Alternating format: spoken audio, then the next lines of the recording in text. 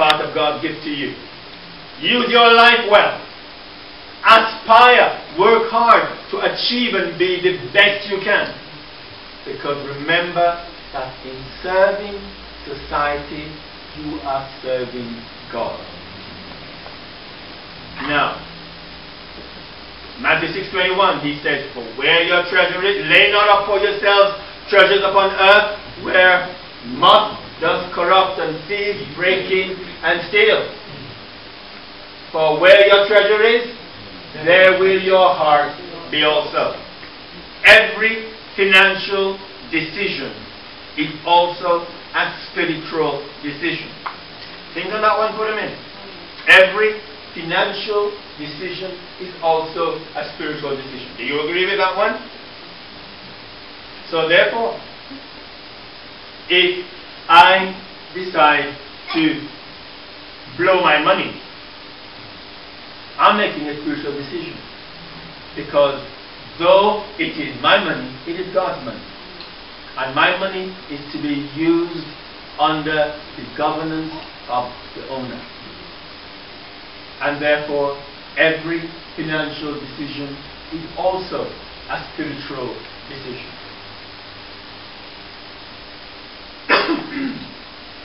So, God created how many things? Everything. God owns how many things? Everything. We are therefore what? Trustees. We are therefore trustees. And that is a fundamental thing we need to deal with here. I am a trustee of my body. I am a trustee of my life. I am a trustee of my time on earth. I am a trustee of my abilities. Because everything belongs to God. Now, if I'm a trustee, okay, my father made me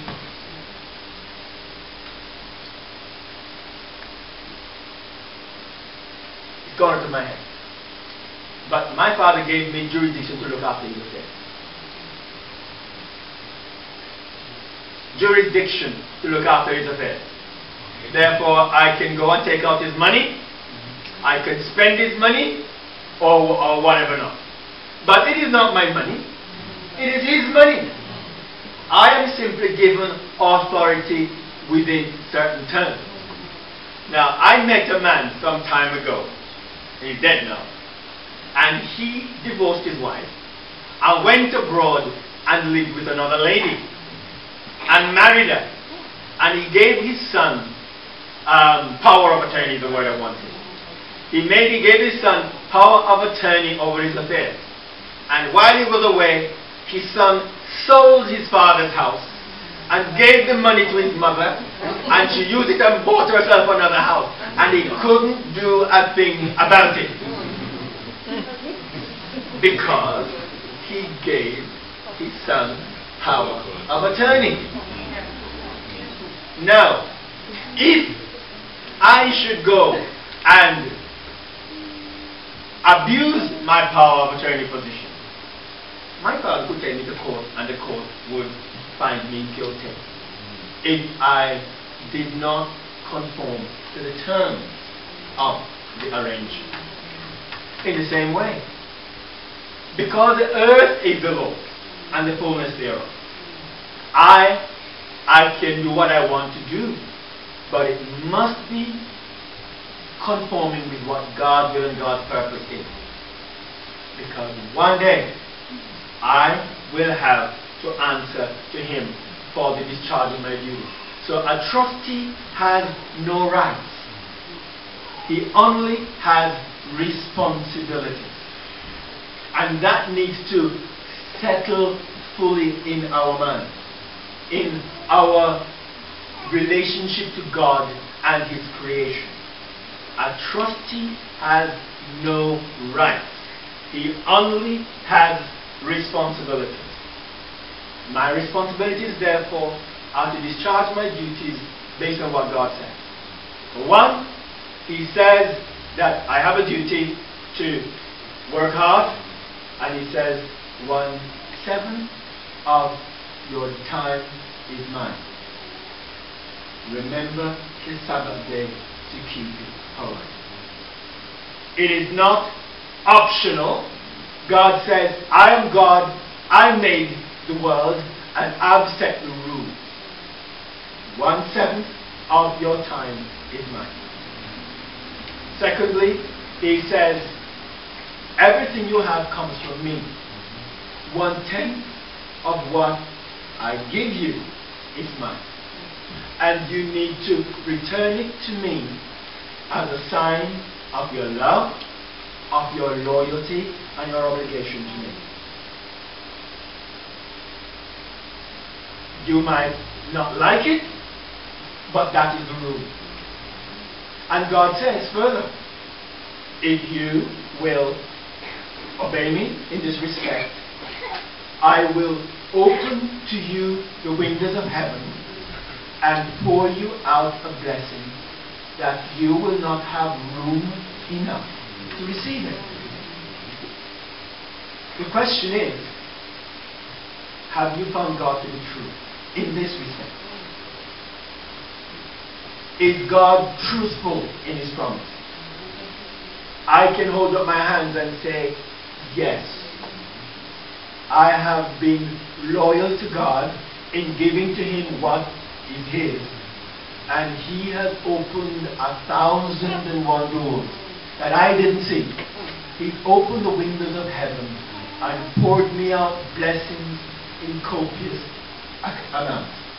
Therefore, there are people in this church today who are thieves, but the police won't lock them up. Because as far as the police is concerned, they are not thieves. But as far as God is concerned, they are thieves. Where will thieves go? In the judgment. Where will thieves go in the judgment? To hell. So the danger is this, that there are people in our church who are in good standing, who are very respectable people, who are held in the highest esteem by brothers and sisters in society, but God said they are thieves. And there are some of these people who, unless they repent and do what God says, are going to miss out on heaven. Not because they have been adulterers and murderers and child molesters, but simply because they have been thieves. Because God says, show your loyalty to me by returning 1/10 of what I have given you. God's purpose is for us to develop character fit for heaven. And obedience to Him in this respect is one of the 10. Why does it matter? If he that is faithful in that which is least is faithful also in much. And if I cannot be loyal to give God 1/10 because I love money and material things too much, when I go to heaven and see all those streets of gold, what's going to happen up there? I'm not going to want to walk upon my gold, since I love gold. So I might go out by night and dig up the streets of gold and build a big barn in my backyard to store it away. Because in the end, habits don't change with death. And nature, a simple nature, doesn't change with death. We have to learn to overcome covetousness here and now. We have to learn to overcome disobedience and rebelliousness here and now. A trustee has no rights, only responsibilities. Now, since God is only owner of all, what is my relationship to the natural world? I am only a trustee of God's creation. The Bible says you are God's workmanship to do God's work. The church exists, and I exist as part of God's family to do God's work, to fulfill God's purpose and to lead men and women to come to know Him in a meaningful and a blessed way. Who or what is in control? Every life must have its control. The power of control may be self-interest, family, business, politics, humanitarianism. All of these controls limit personal freedom and satisfactions. They will not outlast time. Every life must have its control. Who is the control in your life? Is it God or the devil? Is it material values or spiritual values? It says the power of control may be self-interest. I want to get as much as I can in life. It might be my family. I will work myself to a frazzle to look after my family. It might be business. I want to make a lot of money and be successful in business. It might be politics. It might be even humanitarianism. It says all of these controls limit personal freedom and satisfaction. Before I was a father, I would spend all kinds of hours away from home doing what I want to do. But suddenly, when I became a married man, when I became a father, I couldn't do that anymore. Because I had a control. My obligation to my family. In the same way, you and I have a control. God. He sets the rules. And we must follow them. Now, the Christian doctrine of property, as we said, rests on 4 pillars. 1, God is owner. We established that already. God is owner because He made all things, including us, and He is the redeemer of all. Secondly, man is the trustee. Man doesn't own anything. God is the owner. We are simply caretakers. Thirdly, tithes and offerings should be given as a sign of God's ownership and man's stewardship. So I give my tithes and my offerings as a sign that God is owner and I am a steward and I am loyal to the owner of everything. Now, a few weeks ago, I did a presentation in a church, and a man who has not been a member for a long time raised a question. He said, why doesn't the conference spend its money and fix up the church and build churches? Why do we have to spend our money? Because the conference is rich. Because we all know that the Seventh-day Adventist Church is the second richest church in the world.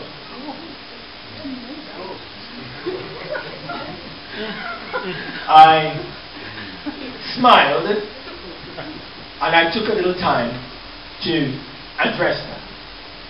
And I'll share that with you for a particular reason. Some years ago, a certain employee of the church took the church to court. And I went to the court in Watford, and I heard the barrister say before the judge that the Seventh-day Adventist Church is the second richest church in the world, and that we can afford to pay large indemnities for whatever issues in the court. And so it is the same going on around there. But let me address it in this way. Let us say you live in a house that's worth £500,000. So somebody might say, well, her net worth is £750,000 when you put together her pension and investments and so on. She's rich. But is she rich? On the way, she's going to get that money. If she dies, if she sells the house, and maybe even dies to get the insurance money. But so long as you live in the house, you don't have the money that is the value of the house. Well, I said to that brother, I said, listen, the church owns thousands of church buildings. The church owns hundreds of hospitals. The church owns hundreds of schools. That's what they are calculating. And that's why they say the church is rich. Because the church has lots of assets. But the church doesn't own the assets in a way. This church is your church. The North England Conference can't come and sell it over your head. They simply manage it on behalf of you. And so long as you're going to worship in the building and use the building, then the building essentially has no value. And therefore to think that the church is wealthy and that the church should therefore be able to do all the things people think it should do doesn't make sense. Because the only money the church has is what you and I put in the plate. And unless we are loyal, unless we are faithful and give to God what is His, then in the end the church has nothing. The church is poor. Now, let me share this slide with you.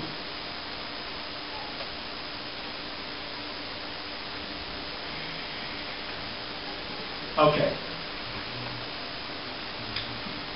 This is where the conference gets its money. The conference gets its money from you and me.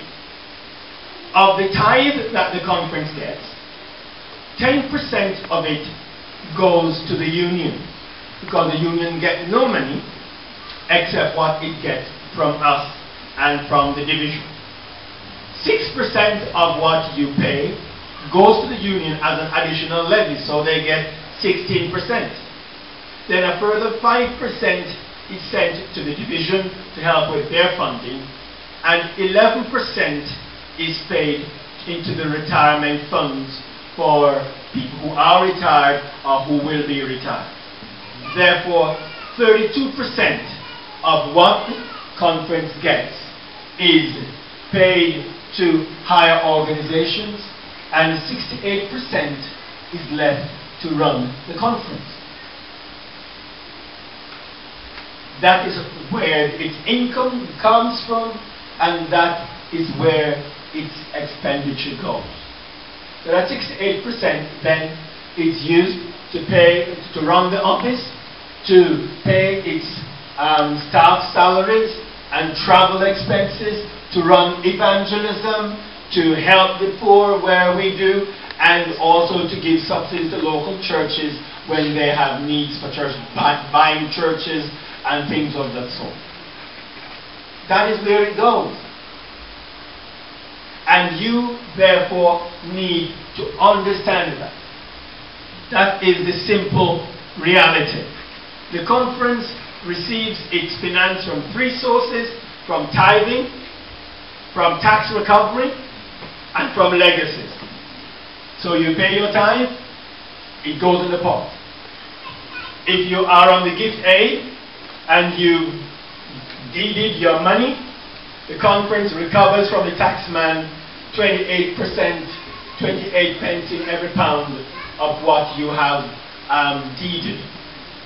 If you decide to give a gift, or you put a gift in your will, when I die I want so much to go to the work of the church that I love and support, it goes there. That's the only place it gets its money from. From legacies, from tax recovery, and from the tithe.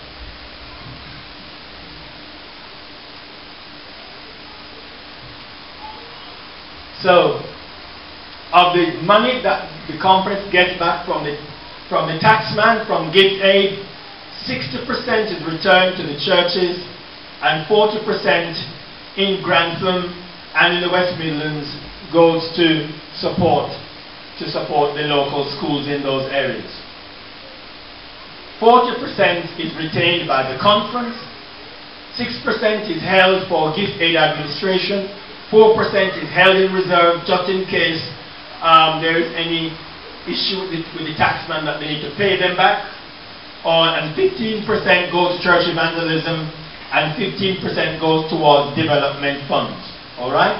So that's the church's income. Now, remember, in the end, we are talking about the fact that we are in a partnership with God. We are here to represent God, but above all, to be His mouthpiece to spread the word. You are the light of the world. A city set up on a hill in Liverpool. God has you here to give the message. Give it. God has you here to use your resources that He's blessed you with to advance His word. Do not let God's work be impoverished because of our own laziness, covetousness, or lack of commitment. That is the reality. Again, I say, I do not belong to me. I belong to God. Everything I possess belongs to Him. God says, I want you to prove your loyalty to me. Give me 1/7 of your time, the Sabbath. Give me 1/10 of your income. But besides that, God did say, give me an offering. So Israel gave wave sheep, Pentecost offerings, burnt offerings, all kinds of offerings. They gave offerings as a sign of their own gratitude and thankfulness to God.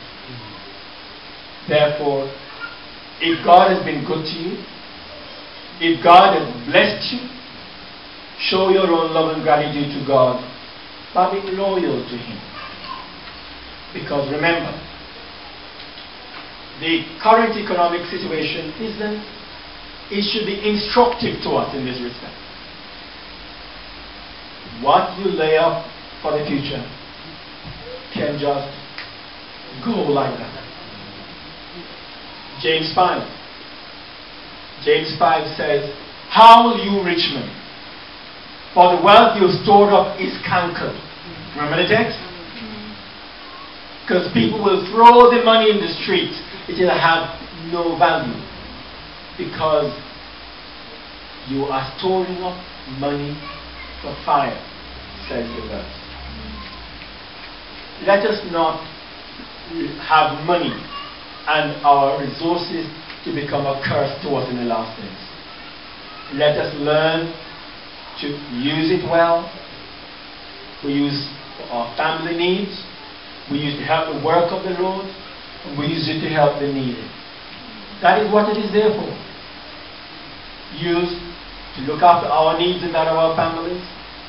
To do the work of the Lord. Help the poor and needy.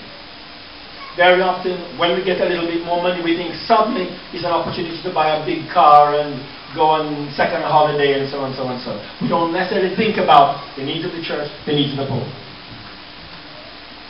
But we need to realize that the things that motivate us as Christians are different from the things that motivate the ungodly. We have a totally different worldview.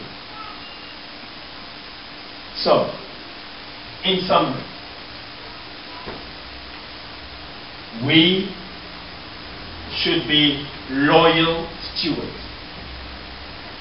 We should show our loyalty to God because He is the one who rules and guides and directs in everything that we do. Stewardship is the lifestyle of one who accepts Christ's lordship, walking in partnership with God and acting as His agent to manage His affairs on earth. Stewardship is a lifestyle choice. It's a lifestyle of one who accepts the lordship of Christ. He calls the shots. We walk in partnership with God. We act as His agent and we manage His affairs on earth. Stewardship is God's order for man's relationship to God, not man's relationship to an organization. So we're talking about the relationship to God, not to the church. It is not just about giving money to the church. It is giving money to God and His purpose. The color is awful, I'm sorry, I have to change it. Stewardship relates not only to financial giving, but to whole life management. Health, recreation, holiday, romance, everything. There is not a part of my life that is lived outside of God's will. Stewardship is not optional. The evangelist, the preacher who says, come to Christ, but does not say, be Christ's partner, is preaching a one-sided gospel. A saved soul minus a useful life equals a poor church member. Analysis of a typical church membership roll will indicate that fully 5 out of 10 members fall into this category. That people are in the church and they are members, but they are not useful. They are not useful. They are not active in the life and ministry of the church. Hold membership. Witness. Be a witness. Spread the word. Support the church financially and otherwise. That's what we are here for. That's what we are here for. It is required of a man. It is required of a steward that a man be found faithful. Now, the Christian life of stewardship does not earn or maintain salvation. It is evidence of it. So to be a faithful steward doesn't save me. To pay a faithful tithe, to give Bible studies, to work hard doesn't save me. It is proof that I am saved. Because what I do it not because I'm afraid to go to hell. I do it because I love. For the love of Christ constraineth us or compels us, says one translation. So we have a dilemma. We have the pull of culture and the pull of God. You have to choose, which master am I going to serve? Am I going to serve God or the world? Am I going to be foolish or faithful? Only you can make that choice. God holds us accountable for how we manage the money and possessions we are entrusted to us. We will be found either faithful or foolish. Will God consider my financial decisions to be faithful or foolish? In wrapping up, let me say that the government says that for people who support charities, whether it's a football club or anything, they are prepared to support the charitable work of these organizations by making a contribution of returning the tax taken out of that portion of the money. The government tax rate at the moment is about 28%. So the government says, if you support a charity, and giving and paying tithes and offerings is a charitable act, they will return the taxable portion. So if your tithes and offerings for this month is £100, the government says, I will put £28 on top of it. So your taxes, so your £100 of tithes and offerings would be would value £128. Do you think that's a good thing? Oh yes. Well, that is what the gift aid is about. They are saying, we took it out before you get into your pocket. We will give it back directly to the charity to support this work. So for example, it means therefore that if just for calculations. If the total amount of tithes and offerings given in Liverpool Church was £100,000 and it was all deeded, the government, the church would claim back from the taxman an additional £28,000. 60% of that would be held by the conference on your behalf. And when you want it to fix up your church or to do evangelism or to run any special project you are doing, you get it. Think of that. So in the end, using the £28,000 figure, every year you could have £28,000 coming in from the taxman. In the end, in 4 years, that is £100,000. 60% of that would belong to you. Think of that. When you after 10 years, if you see a big church you want to buy somewhere down place, you'll have enough money to put on a good deposit to buy it. You see the point I'm making? It is God's money. God inspired the government to say they will give it to you to help the work of the church. Let us not let God's money to do His work go to make bombs and to help the gays and to do this and the other and the other and the other. Let some of it be used to do the work of God.